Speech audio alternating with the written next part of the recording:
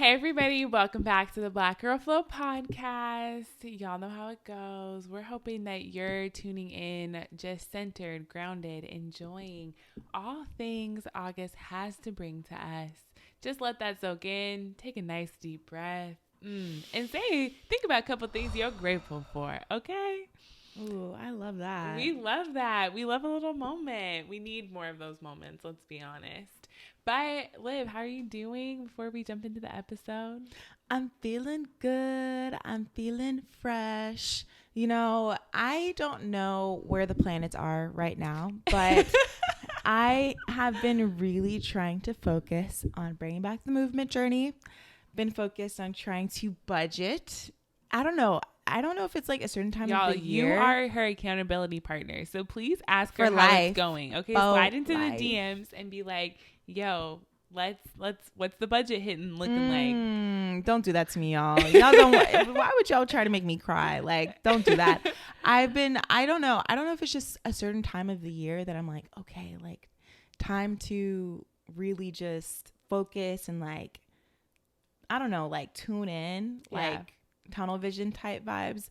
Maybe it's because I don't have any other trips planned for the rest of the year, and I'm like, okay, like since I'm gonna be here, then what do you mean we're doing something tropical for your birthday? She's so wrong. Okay, confession time. I downloaded I downloaded Hinge only because I was like, let me just do it for the plot this time. Every single time I'm like, all right, let's just do it for the plot.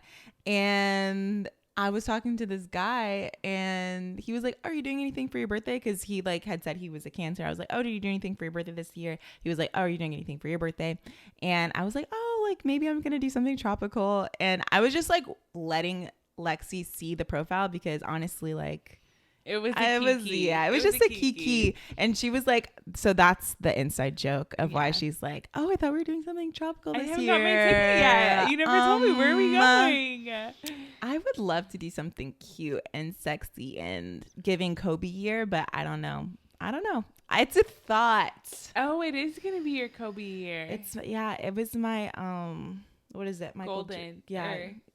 Jordan year this year. And then Kobe year this next year. Wow. Yeah, so I'm excited. After 25, there's no more fun ones. I know. I'm like, I really got it. And that's the thing, like the thing about your metabolism slowing down once you hit 25. Oh, is that a thing? Not to like. Oh, tell me more about what happens when you're 25. I'm like, I got to get this body together before it's really, you know, start when catching you up turn to 25, you stop saying shit like that. I'll tell you that. Yeah, because you want to block out the noise, I'm sure. Well, no, you just realize that you're a baby. I still think I'm going to be a baby. I just think that a baby with a better metabolism. The thing about it, the difference between us, the reason why you don't have to worry about those things is because you live such a healthy wellness lifestyle, baby girl. Because the best time to plant a tree was 30 years ago. Yes, and I love that for you. Listen, I absolutely love that for you. I love your kale, quinoa, you know, salads and everything. Me, on the other hand, we really gonna have to start planting the tree yesterday. You know what I'm saying? So that's why I'm like, I gotta really change my habits before, because each year it's just gonna be harder and harder. I definitely feel that vibe, but just because I always want to start, this is like around the time I usually run a marathon or half marathon. Because it's been so hot.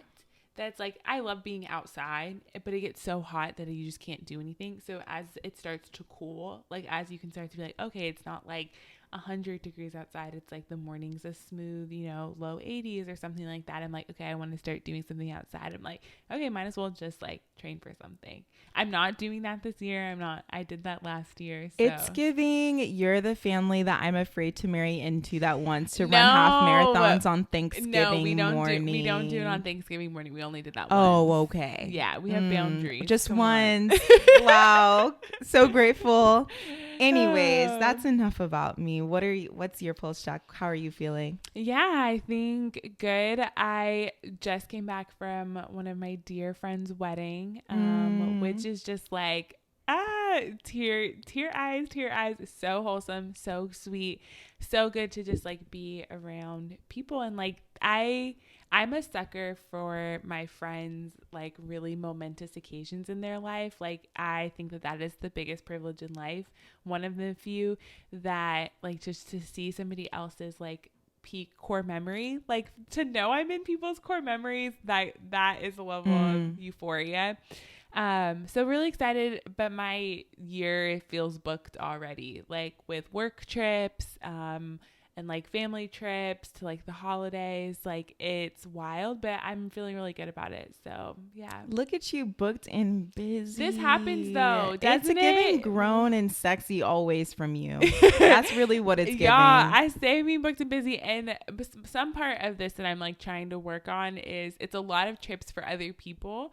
I like really have to prioritize having things that like I want to do and I've planned for myself, but I just get so tired after everybody else's adventures that I'm like, my adventure is my date with my bed. And you also don't even like doing things like super big like that for your birthday even. So yeah, I'm like you're never gonna be the person that's like planned a trip for everybody to show up. And just because like there's no, I think people forget it's not even office. I'm like, oh my gosh, I don't want to make my birthday a big deal. There's like no place to travel in the month of February. Like there's nobody always has good, a place to nobody travel. has good weather. No beaches are good weather. It's like actually winter time. Every place that isn't beach sounds like a whole bunch of excuses. Okay, if somebody wants I'm to up drop for the challenge. If somebody wants to drop suggestions of the best place that has the best weather in the time of February that is not more than a 6-hour flight, please open to all suggestions. Yeah, exactly. Stumped. There we go.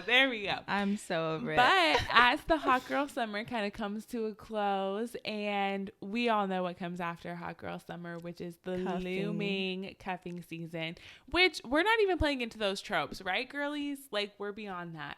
But we still need to talk. We're definitely not looking for a man right now. No.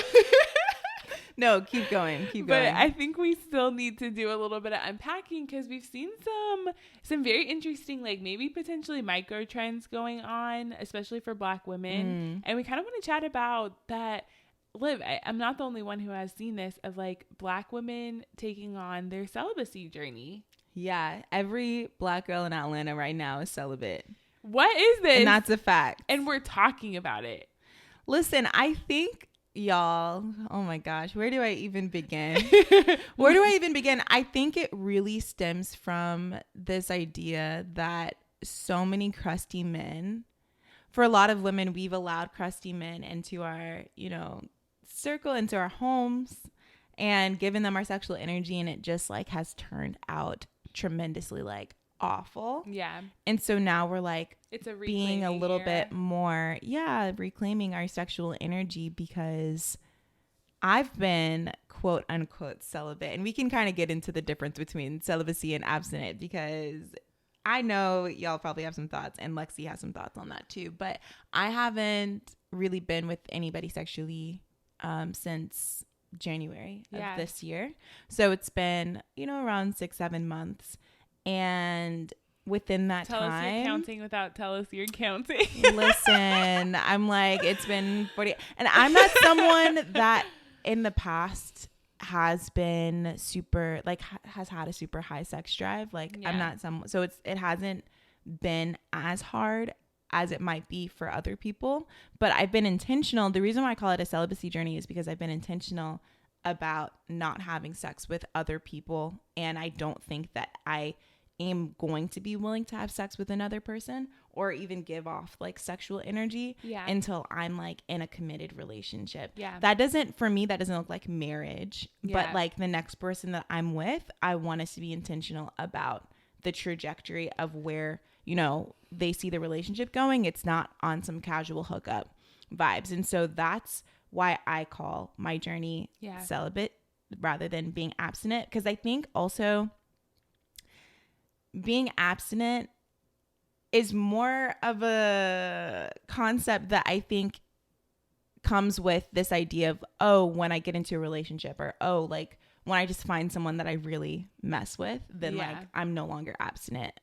Where celibacy, I feel like it's more tied to this idea of marriage, like very like long-term committed partnership. But I would love for you to break it down for the girls. Well, no, I think just even talking about why we even see it as a trend too, I think we have to preface like, one, this is going to be more of a conversation about us getting in the nitty-gritty of how celibacy or maybe abstaining from sex like has impacted our lives, and maybe the values and also the questions to ask yourself, and that this is not shaming anybody who's not on that wave, but just really being curious about why have we gotten to a point that we've kind of had this, and we've seen it, this kind of rush of the date as many people as you can, like just trying to unpack all the nuances. But I want to be clear that it's not shaming anybody on whatever lifestyle they choose, and that at the core of it is really just being curious about what's the values and how do we, you know, whatever lifestyle we choose, are being safe, are centering ourselves, and really, in my opinion, know our why. Why are you doing this? Are you doing it for yourself? Or are you doing it for somebody else? Because we could definitely, we all know we've had some hot girl episodes a little bit too, but we really want to get into the nitty gritty of this. How I understand it, because I have always been very particularly and critiqued folks who have just like thrown around celibacy and abstinence synonymously.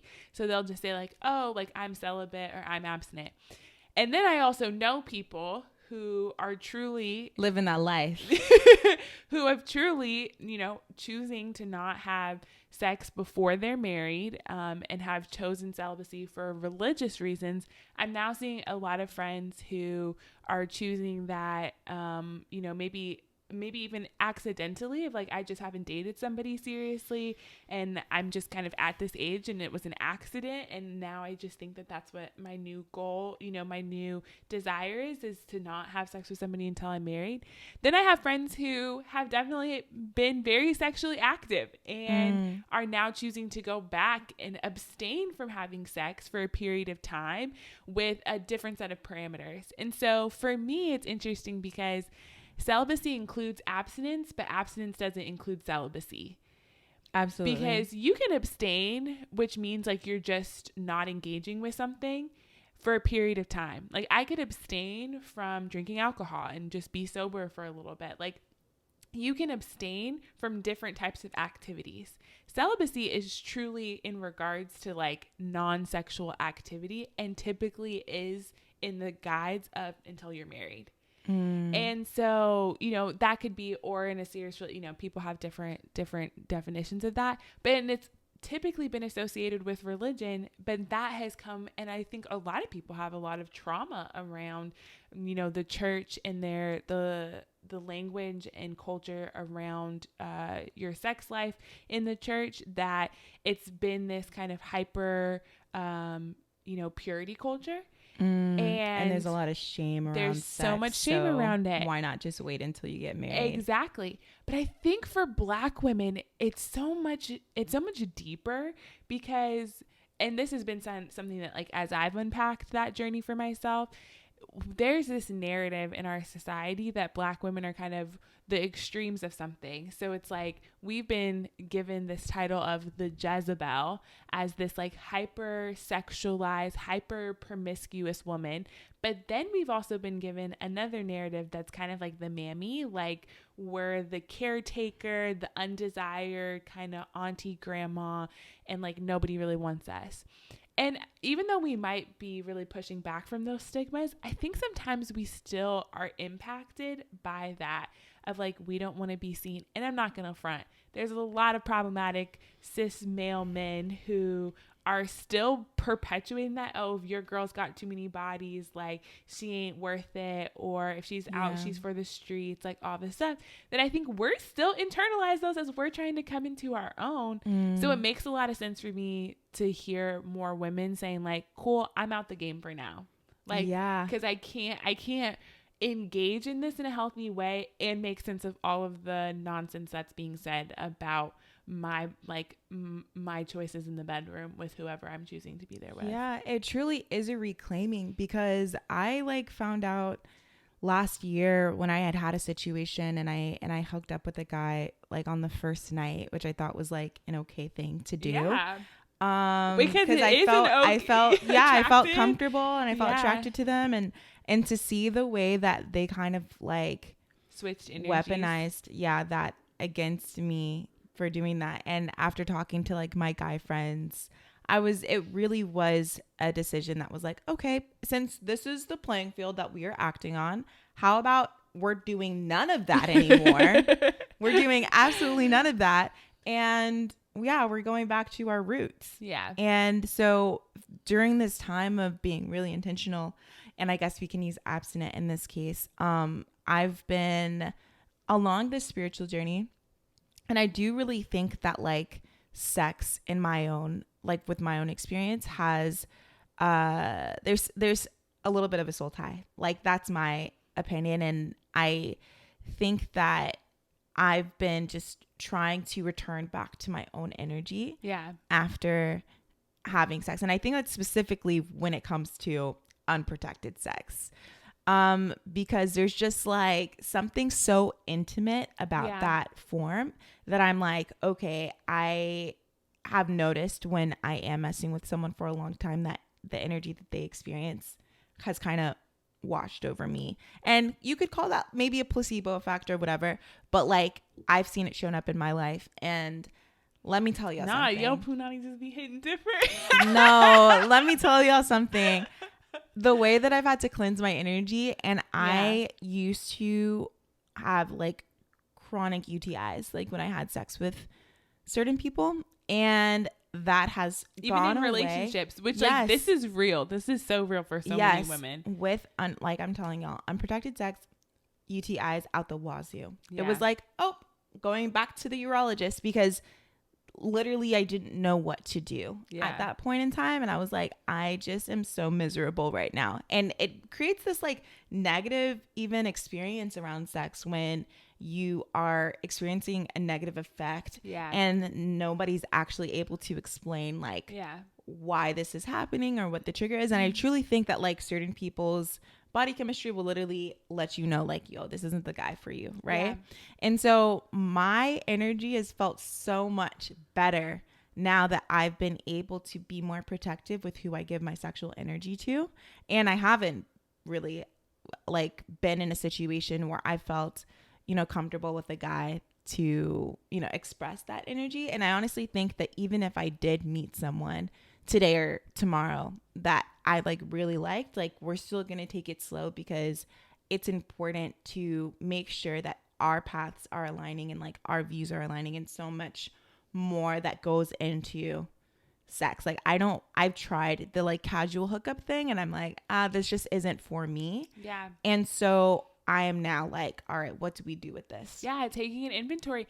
And I think that's where, I don't want the narrative to be that, okay, like you're jaded in a way. Yes, exactly. And I think discovering your why of saying like, okay, I was in the game was not fun.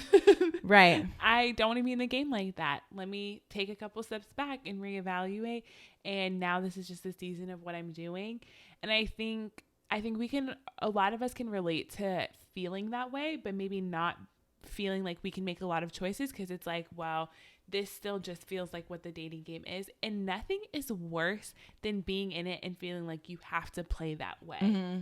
And feeling like the only way I'm going to find somebody or I'm going to be with somebody is if I play it this way. If I sleep with them on the first day, if I, all that stuff. It's exhausting. Nothing is worse than that. And it's like, no, that's just not the case. Like you just don't have to do it that way. But I've also seen a lot of people engage in a celibacy journey, and a lot of the time for religious reasons, or honestly, just because, it's also tough to enter into this realm. Yeah.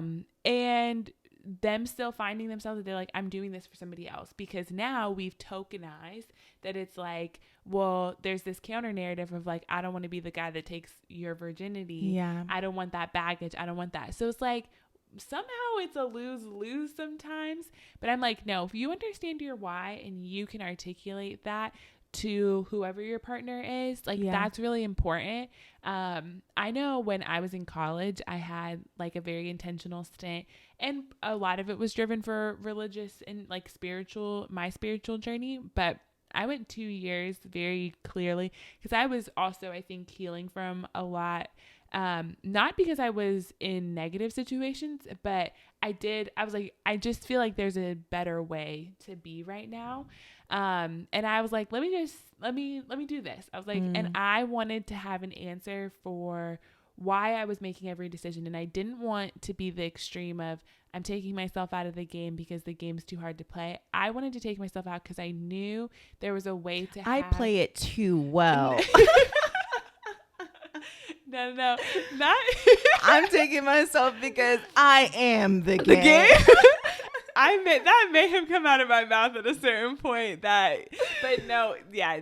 My conclusion was nobody can win at the game. The game is not winnable. It's not anybody. For women. Oh my gosh, it's especially not winnable. And I don't even think for men. Like, that's the whole rig of it. You think, and if you think you're winning the game, you're losing. That was always my thought.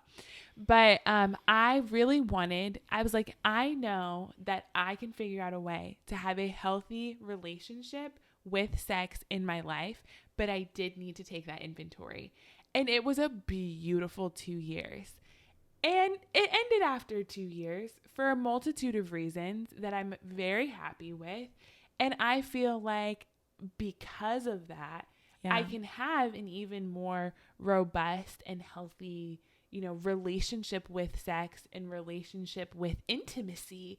And I think a lot of that time I spent was trying to figure out the difference between intimacy and sex, because we're not taught that in our society. We're not taught that. Right. A lot of us aren't having those conversations with our moms or the women in our life about what that difference is and what it feels like. And I think I just took a lot of time to pour into the intimacy in my life and with myself, and how to have those relationships not synonymous with each other. That Absolutely. Just because I was having sex didn't mean that it was intimate, or because I was intimate, then it needed to be that. Yeah. And it was so beautiful. So I'm like happy to see people kind of reclaiming that. And I'm like hoping that they find similar answers. But I also just don't want people to be out here getting caught up in the game, moving you in a certain direction, maybe for your benefit or not. Absolutely. I also had like a moment in college where it was like a 1.5 year stint, and you touched on something where it's like, are you abstinent or celibate, or is it just like no niggas around, right? Like, let's be honest with ourselves. Are we what are we doing? Is this circumstantial, or are we choosing this lifestyle? And I think like, it's funny. I think a lot of us that are abstinent, if we were to really meet like a celibate king that was like, nah, bro, like I'm trying to wait till marriage, we'd be like, Exactly. So I think it is really important it's always like, when living an intentional lifestyle, what is the intention behind this? And after my 1.5 year thing, I was like, wait, like, let me see what hookup culture is looking like. Like, I just want to see, because I never really had that opportunity. Quote unquote hoe face. Quote unquote. I was, bro, that lasted, oh my gosh, that wasn't even... girl, we gonna have to get into two blinks and a giggle. I was like, get my Capricorn behind. I'm not out here like, Capricorns, earth signs. I've never met an earth sign that can really be out here. We need like undivided attention, and we can only focus on one thing at a time. She's telling me as if I do not know this intimately.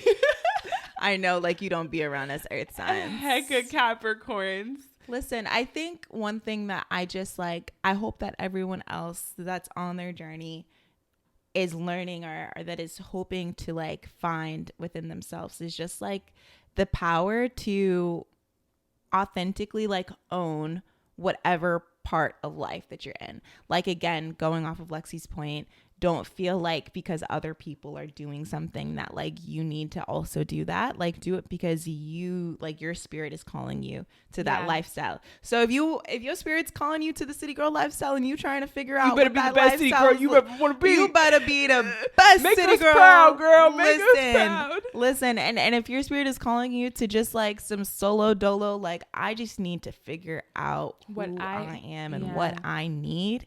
Ooh. Then like, Live that lifestyle.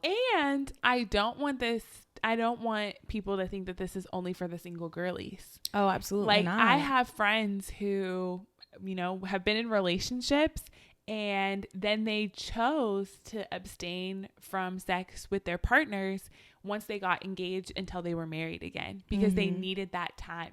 Or people who, weren't having sex or had the intention of that. And y'all can go back to our Modern Love series to hear some of those stories of people who were waiting till marriage and what that looked like and what they were doing during that time. So it's like, this isn't even just for single girlies who maybe want to be in the city girl lifestyle or on their solo dolo. But even when you're in a relationship, you might also need that time to yourself too. And it can be really centering and grounding because it is an aspect of our life that we're not only giving a lot of ourselves emotionally and physically, but we're also holding in with somebody else in that capacity. Yeah. And that can be a lot, and it might be impacting you in a way that you're not even recognizing. And so it's just an important place to also do a pulse check-in on your life.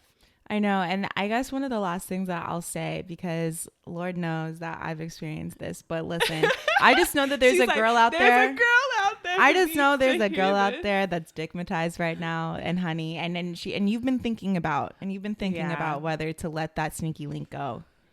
I'm going to just let you know, if you're thinking about it, go ahead and do it and go ahead and wash out that energy. Yeah. And there's just no and don't turn back alive that can make you lose yourself or to make you like question your value. Okay. Because there's so much, I think, sexual trauma that also happens like with Black women that we just really have to like unpack. That's all. We have to unpack it. And I would say like unpacking it with, actual professionals, like whatever it looks like, or just really being honest with yourself about the experiences you've had. Because I think my biggest takeaway is just like, as much as we want to live in a society where those narratives and those like structural complexities of the patriarchy and the, matriarchy and all of these systems, as much as we don't want them to impact us, they do. They do be impacting us. Y'all, they're on our timeline. Like,